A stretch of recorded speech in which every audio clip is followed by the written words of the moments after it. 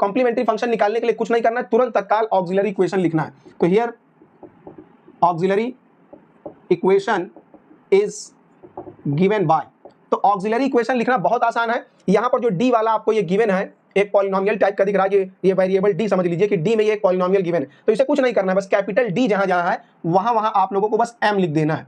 तो माइनस का यहाँ 4m plus 4 is equal to 0 ले लेना है, ना तो आपको y लिखना है ना इक्वल के उस पार, ये सब इक्वल में हमेशा 0 लेना है, बस d की जगह m लिखना है बस, और बाकी इक्वल में 0 लिख देना है और कुछ नहीं। बस यहीं से m का वैल्यू आप तुरंत तत्काल निकाल लीजिए। ये हमें दिख रहा है कि ये m-2 का होल स्क्वायर है।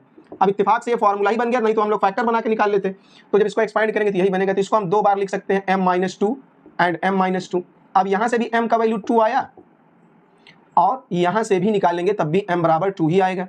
तो यहां पर हम देख रहे हैं रूट्स तो इसके रियल हैं लेकिन रिपीटेड है, तो जब रूट्स रियल और रिपीटेड हों तो उसके लिए हम क्या कैसे लिखते हैं कॉम्प्लीमेंट्री फंक्शन।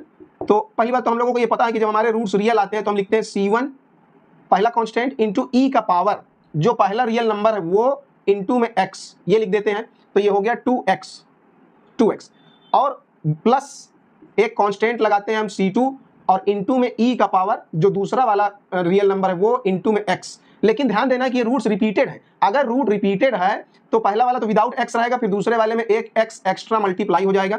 अगर एक और रूट होता है, एक बार और 2 होता तो लिखते हैं हम plus x square into c3 plus x cube and so on, इस तरीके से वो चलना शुरू कर, मतलब एक एक्स मल्टीप्लाई होगा। जैसे यहाँ पर x नहीं है फिर एक x आएगा, फिर plus x square plus x cube, जब तक रूट्स रिपीट होता रहेगा एक एक्स एक्स्ट्रा मल्टीप्लाई होता रहेगा।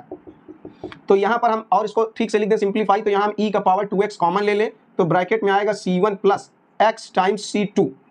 तो ये हमारा जो है कॉम्प्लीमेंट्री फंक्शन बिल्कुल बढ़िया से एकदम रेडी हो गया।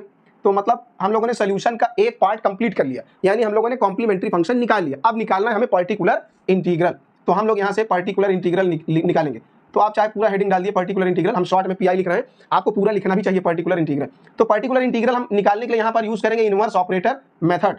तो बाई इनवर्स ऑपरेटर मेथड, बहुत बढ़िया, यही सबसे आसान और बढ़िया तरीका यहाँ पड़ेगा। इनवर्स ऑपरेटर मेथड से पर्टिकुलर इंटीग्रल आप कैसे निकालेंगे, सबसे पहले यहाँ पर 1 लिखना है, 1 हमेशा लिखना रहेगा, 1 अपॉन यहाँ पर आपको जो पॉलिनोमियल डी के टर्म्स में दिया है, कैपिटल डी के टर्म्स में, वो आपको लिख लेना है, क्योंकि ये यहाँ पर एक ऑपरेटर की तरह काम कर रहा है ये, तो यही आपको लिख लेना हमेशा 1 के अपॉन में, और इंटू में आर एक्स, आर मतलब ये जो है आर एक्स का मतलब ऐसे लिखा जाता है, आर एक्स मतलब आर जो है वो एक्स का फंक्शन है, तो इस तरह लिख दिया जाता है। तो आर एक्स का वैल्यू यहाँ पर हमारे पास क्या है 8 into x square into e to the power 2x into sine of 2x। थोड़ा सा यहाँ पर आर